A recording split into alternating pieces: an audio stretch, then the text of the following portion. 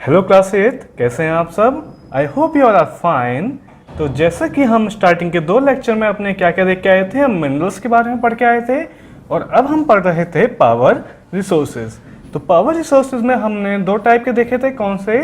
Conventional and non conventional. Conventional हमने अपने lecture 2 में किया था। क्या क्या एग्जाम्पल थे कन्वेंशनल के? कन्वेंशनल का एग्जाम्पल था हाइडल पावर, हाइडल पावर हमारा एक एग्जाम्पल था जो हमने पूरा देखा था कन्वेंशनल में। अब हमें जो करना है, हमारा नेक्स्ट हेडिंग जो है वो है नॉन कन्वेंशनल सोर्सेस। ओके, तो चलिए करते हैं। पेज नंबर 30 ओपन कर लीजिए अपनी एनसीईआरटी का। The increasing use of fossil fuel is leading to its shortage. Fossil fuel का इतना ज़्यादा यूज़ होने लगा कि हमें उसकी शॉर्टेज हो गई। It is estimated that if the present rate of consumption continue, the reserves of this fuel will get exhausted. जैसे कि माना गया है, अगर इसी स्पीड से हम इन फॉसिल फ्यूल का यूज़ करते रहे तो आने वाले टाइम में ये खत्म हो जाएंगे, एग्जॉस्ट हो जाएंगे। Moreover their use also causes environmental pollution, और साथ में इनके यूजेस की वजह से हमारा पॉल्यूशन होता है। आपने देखा है क्या क्या पॉल्यूशन होते हैं हमारे। एयर पॉल्यूशन हमारा बहुत ज़्यादा होता है इनकी वजह से। Therefore, there is a need for using non-conventional resources such as solar energy, wind energy, tidal energy, which are renewable. तो हमें क्या हुआ, हमें लगा कि हमें कुछ ऐसी चीजें यूज करनी चाहिए जो कभी खत्म ना हो। वो कौन कौन सी चीज हैं? Solar energy. सोलर एनर्जी क्या होती है? जो हमें एनर्जी मतलब रेज हमें सन से मिलती हैं। ओके, इसके बाद नेक्स्ट पर हमारा सोलर एनर्जी के बाद विंड एनर्जी। आपको पता है विंड तो हमेशा चलती रहेगी।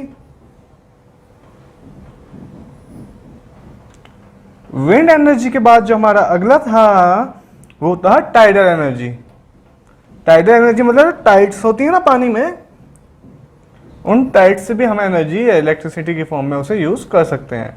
अब ये क्या क्या होती हैं एक एक करके हम इन्हें देखेंगे। तो पहली हेडिंग है हमारी सोलर एनर्जी। तो सोलर एनर्जी क्या होती है, आइए करते हैं। Sun's heat and energy can be felt by us every day. Sun की जो लाइट्स होती हैं वो हर दिन अर्थ पर आती हैं। Solar energy trap from the sun can be use in solar cell to produce electricity. अब हम क्या करते हैं, आपने सोलर पैनल्स देखे होंगे, बड़ी बड़ी शीट्स होती हैं जो लगी रहती हैं ब्लू कलर की। उनसे क्या होता है, जितनी भी रेज आती हैं वो उन रेज को एब्जॉर्ब कर लेती हैं, और जब उसे एब्जॉर्ब करती हैं तो उसे क्या प्रोड्यूस करते हैं, उससे इलेक्ट्रिसिटी। ओके,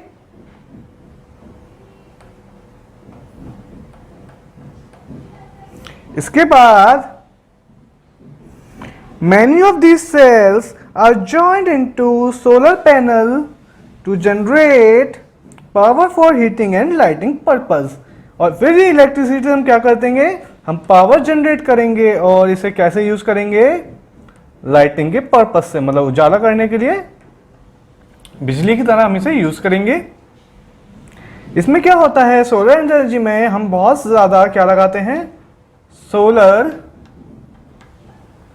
पैनल्स लगाते हैं हम हर जगह, जो सन की रेज को एब्जॉर्ब करके उन्हें इलेक्ट्रिसिटी में चेंज करता है। The technology for of utilising solar energy benefits the top of tropical countries that are blessed with abundant sun shines. अब जो ट्रॉपिकल कंट्रीज हैं, ट्रॉपिकल कंट्रीज कौन सी होती हैं? ये हमारा इक्वेटर, ये ट्रॉपिक ऑफ कैंसर, ये ट्रॉपिक ऑफ कैप्रिकॉर्न। तो जो कंट्रीज एरिया के बीच में आती हैं वहां पे सनलाइट रहती है बहुत ज्यादा, तो उन जगहों के लिए बहुत अच्छी चीज है ये सोलर एनर्जी यूज करना, क्योंकि वहां ज्यादा सनलाइट आएगी, ज्यादा एनर्जी हम एब्जॉर्ब कर पाएंगे सोलर पैनल और ज्यादा इलेक्ट्रिसिटी जनरेट कर पाएंगे। Solar energy is also use in solar heater, solar cooker, solar dryer.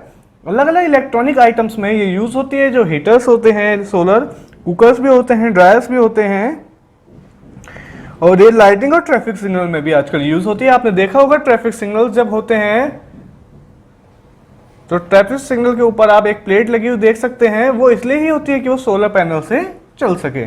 Okay, अब आप सोच रहे होंगे कि सोलर एनर्जी को दिन में होगी बस, रात में तो सूरज निकलता नहीं है। तो वो इसलिए होता है क्योंकि सोलर पैनल इतनी एनर्जी पूरे दिन में एब्जॉर्ब कर लेते हैं कि पूरी रात भी उसे जला पाते हैं। Okay, next is wind energy.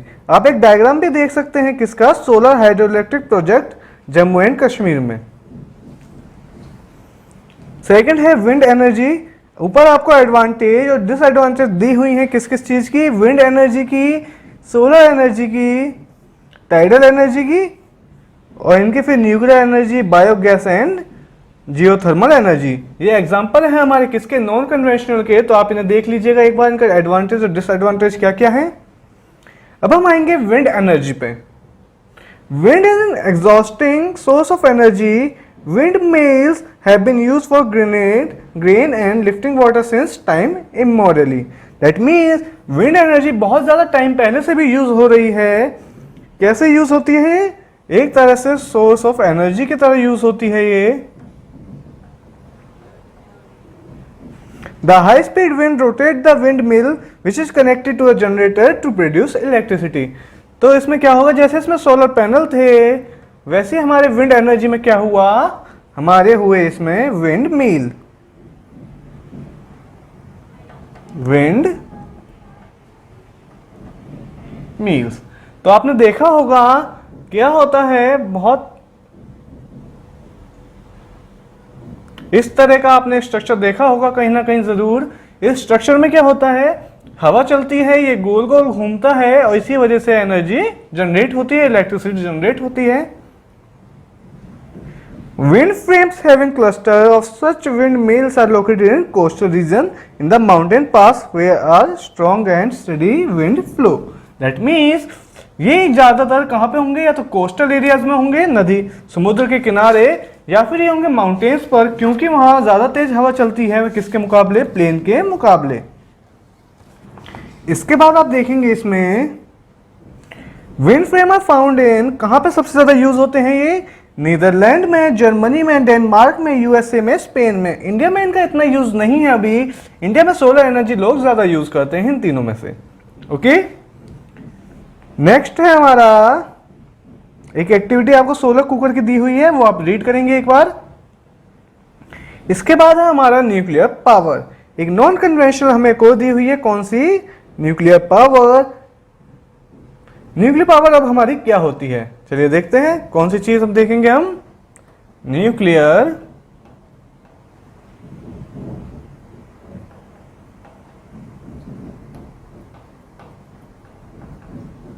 Power. Okay, तो न्यूक्लियर पावर क्या होती है, nuclear power is obtained from energy stored in the nuclei of the atom of natural occurring radioactive element like uranium and thorium. दो हमें elements दिए हुए हैं, आपने इनके बारे में साइंस में जरूर पढ़ा होगा। कौन कौन से हैं, यूरेनियम और यूरेनियम के अलावा है थोरियम। तो ये क्या होते हैं यूरेनियम और थोरियम, ये हमारे रेडियो एक्टिव एलिमेंट होते हैं। रेडियो एक्टिव एलिमेंट का मतलब वो होता है जो बहुत जल्दी रिएक्शन करते हैं, show. These fuel undergo nuclear fission in nuclear reactor and emit power.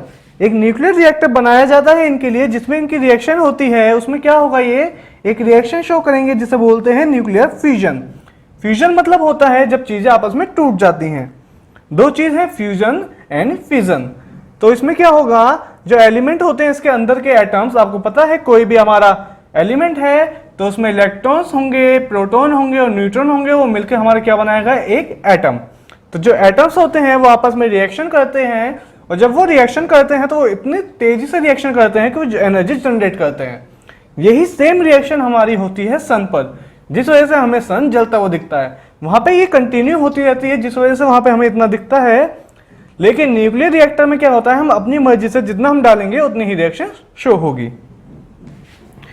The greatest producer of nuclear power are USA and Europe. In India, Rajasthan and Jharkhand have large deposit of uranium.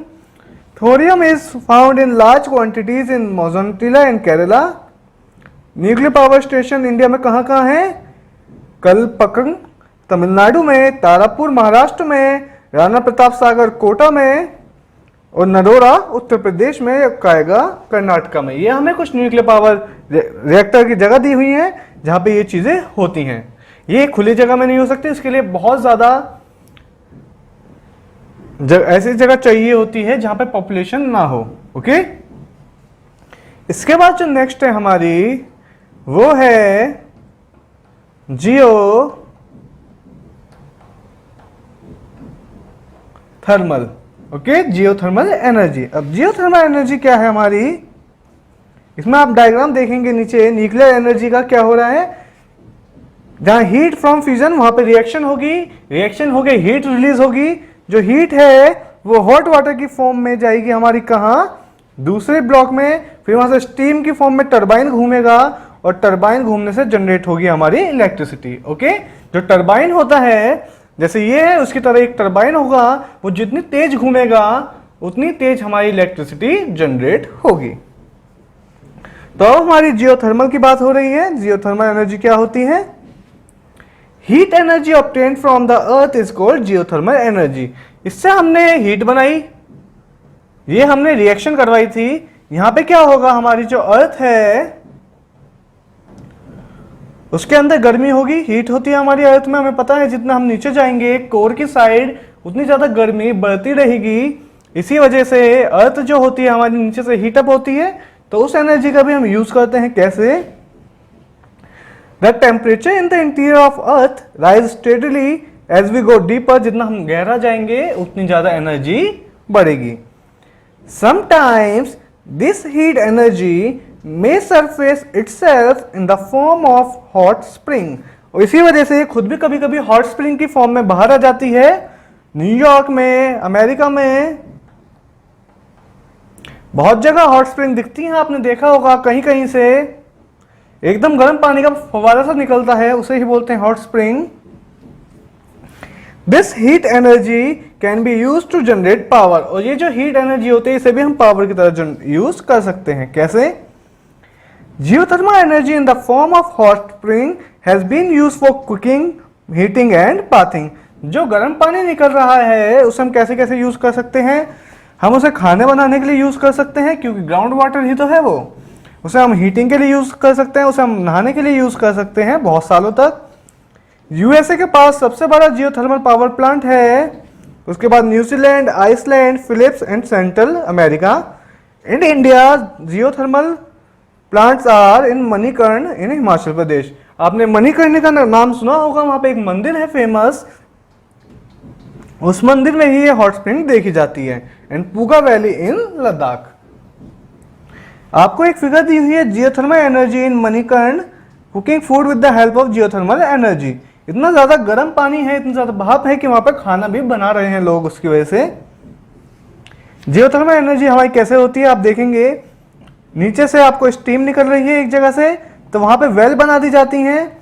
अब उनसे पानी खींचकर turbine घूमता है, turbine घूमता है तो हमारी जनरेट होती है इलेक्ट्रिसिटी। इसके बाद हमारी आती है टाइडल एनर्जी। आपको चार समझाई मैंने अभी कौन कौन सी, solar, wind, nuclear power and geothermal. ये चारों बहुत ज्यादा यूज होती हैं। आने वाले टाइम में आप देखेंगे तो यही चीजें यूज होंगी, क्योंकि हमारे पास जो कन्वेंशनल सोर्सेज हैं वो धीरे धीरे खत्म होते जा रहे हैं। तो टाइडल एनर्जी हमारी क्या होती है, आइए देखते हैं। Energy generated from tide it called tidal energy. किससे जनरेट होती है ये एनर्जी हमारी? टाइड से। टाइड्स मतलब पानी की लहरें। टाइडल एनर्जी कैन बी हार्शनर by building dams at narrow opening of the sea. जैसा आप ड्यूनो में देखेंगे, पहला टाइडल एनर्जी स्टेशन फ्रांस में बना था। तो इसमें क्या होता है, इसमें कोई भी डैम बना दिया जाता है डैम की छोटी सी ओपनिंग रखी जाती है। आपको पता है अगर कोई चीज तेजी से बह के आ रही है, यहां से पानी आया और फिर यहां से पानी निकलेगा, तो आपको पता है यहां की स्पीड और इसकी स्पीड में कितना अंतर होगा, कौन सी स्पीड तेज होगी, ये वाली। क्योंकि जब ओपनिंग कम हो जाती है, छोटी हो जाती है, तो पानी की स्पीड अपने आप तेज हो जाती है। आपने देखा होगा पाइप से आप पानी लगाते हैं, अगर आप उसके जहां से पाइप जो उसकी एंडिंग है वहां को अगर थोड़ा सा प्रेस करें, उसका साइज छोटा करें, तो पानी की स्पीड एकदम से तेज हो जाती है। During high tide, the energy of the tide is used to turn the turbine installed in the dam to produce electricity. वही चीज जब इसकी स्पीड टाइड आएगी तो पानी तेजी से जाएगा, यहाँ टरबाइन लगा होगा, टरबाइन में से पास होगा, टरबाइन घूमेगा और इलेक्ट्रिसिटी जनरेट होगी। Russia, France and the gulf of Kutch in India have used tidal mill farms. Okay, last हमारा एक और बचा है, इसमें क्या है वो है हमारा बायोगैस। अब बायोगैस क्या होता है देखते हैं इसमें।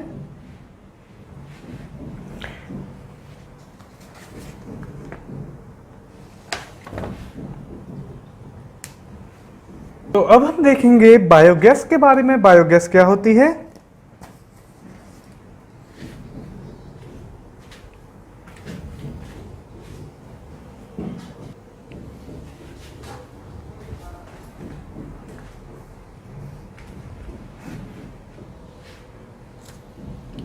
तो अब हम देखेंगे बायोगैस के बारे में। हमने क्या देखा, organic waste such as dead plant and animals material, animal dung and kitchen waste can be converted into a gaseous fuel called biogas.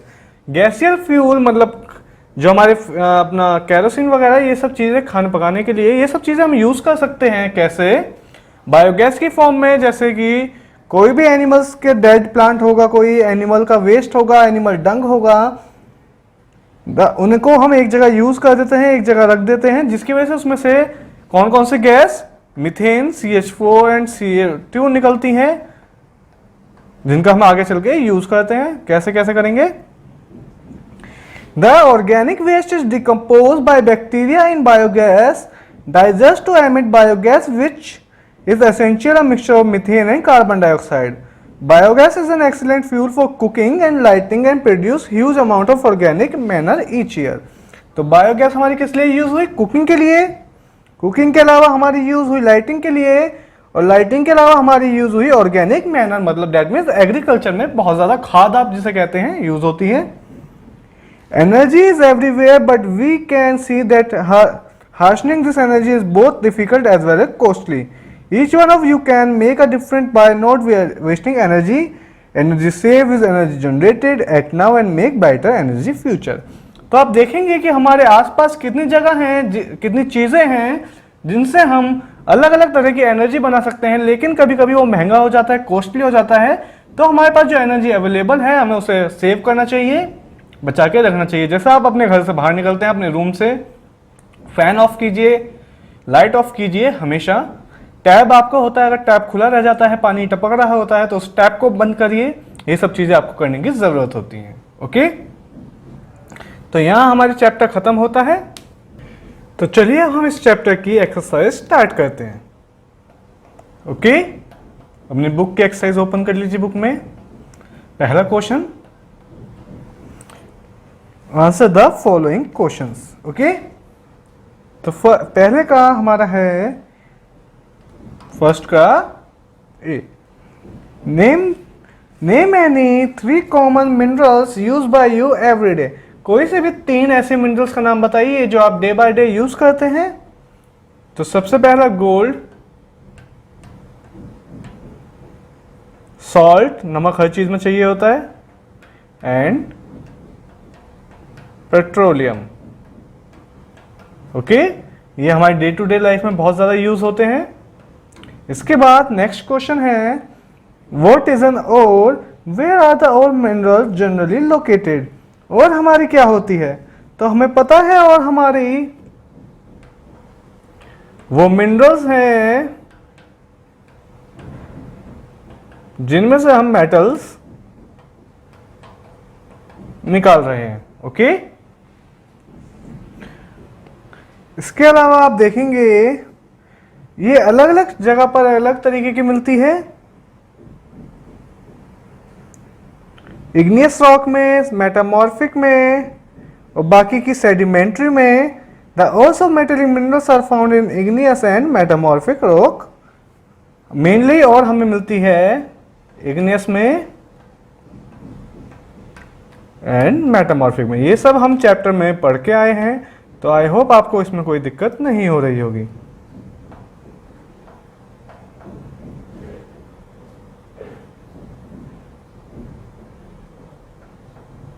Metamorphic, okay. चलिए अब थर्ड क्वेश्चन देखते हैं हम। Name two region rich in natural resources. कोई भी दो जगह का नाम बताइए जो बहुत ज्यादा रिच है नेचुरल रिसोर्सेज के मामले में। सबसे पहला UK, that mean United kingdom, and UK के अलावा कौन सा है? Netherlands.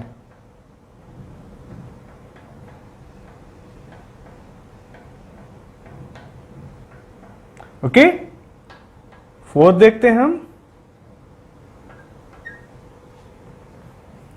Which source of energy would you suggest for rural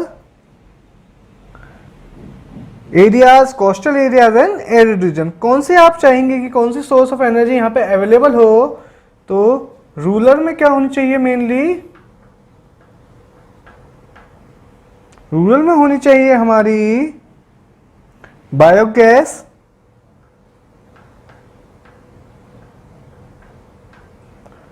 firewood, okay. और सेकंड है हमारा कोस्टल,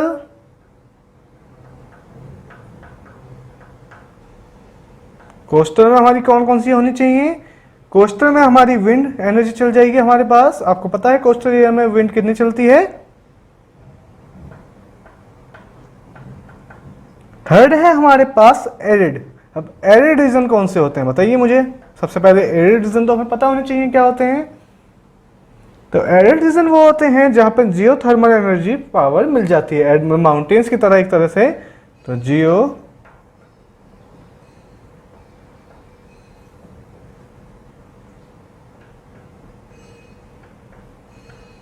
थर्मल, ओके। चलिए अब आगे चलते हैं हमारे नेक्स्ट क्वेश्चन पर, जो कि है take the correct answer, okay. पहला है which of the following is not a characteristics of mineral. इसमें से कौन सी कैरेक्टरिस्टिक्स नहीं है मिनरल की? ऑप्शंस हैं, they are created by natural process, they have a definite chemical composition, they are inexhaustible, their distribution is uneven. तो इसका answer बताइए। तो हमें पता है कि मिनरल जो होते हैं हमारे नेचुरल प्रोसेस से बनते हैं, बिल्कुल सही बात। डेफिनेट केमिकल कंपोजिशन होती है, बिल्कुल सही। क्या इनएग्जॉस्टिबल होते हैं? तो ये स्टेटमेंट हो जाती है हमारी गलत। तो इसका आंसर है हमारा सी, ओके। सेकंड देख लेते हैं अब हम। सेकंड है which one of the following is a leading producer of copper in world. Copper सबसे ज्यादा वर्ल्ड में कौन बना रहा है बताइए मुझे इसका आंसर। बोलीविया, चिली, गाना या जिम्बाब्वे?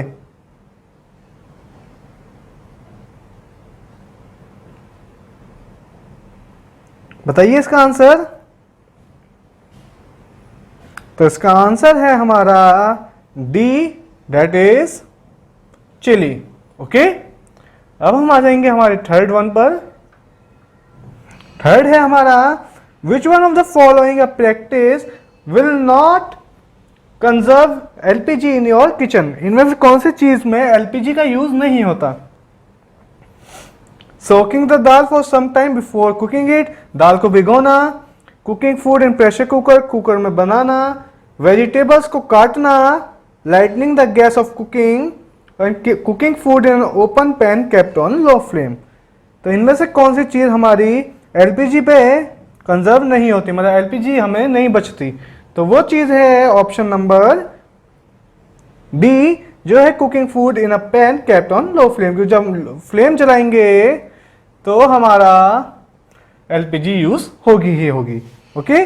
और लो फ्लेम पे हमारी दिक्कत ये है, जब लो फ्लेम पे हम चलाएंगे और कुकर का ढक्कन ओपन होगा तो वो न पकेगा और सिर्फ गैस ही वेस्ट होती रहेगी। तो यहाँ हमारी एक्सरसाइज खत्म होती है। नेक्स्ट एक्सरसाइज है हमारी गिव रीजन। तो give reason, environmental expect must be careful looked into before buildings. Buildings बनाने के लिए से पहले हमें एनवायरमेंटल जो चीज़ें हैं उनका ध्यान रखना चाहिए। तो ये चीज़ें क्यों सही हैं? क्योंकि हमें इससे natural vegetation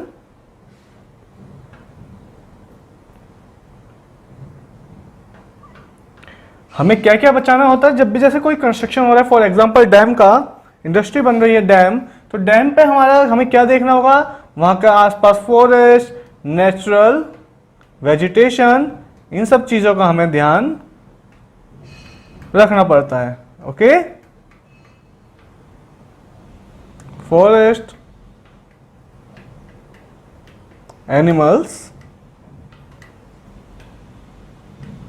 second is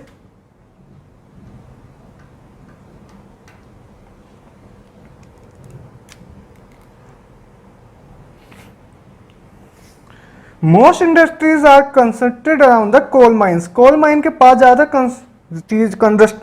industries क्यों बनती हैं? क्योंकि कोल हमारा एक इंपॉर्टेंट सोर्स होता है एनर्जी का, और अगर हमें उसे ट्रांसपोर्ट करने की, आप फॉर एग्जांपल आपने गुजरात झारखंड से कोल मंगाया, आप यूपी में मंगा रहे हैं कोल, तो कितना ज़्यादा उसे ट्रैवल करके आना पड़ेगा, ट्रांसपोर्टेशन रेट चार्जेस कितने ज़्यादा हो जाएंगे। लेकिन अगर आपने झारखंड में ही अपनी कंपनी खोल ली, इंडस्ट्री खोल ली कोल की, तो आपको ट्रांसपोर्टेशन का खर्चा बचेगा और आपकी एनर्जी भी आराम से यूज हो जाएगी। पेट्रोल को ब्लैक गोल्ड क्यों बोला जाता है?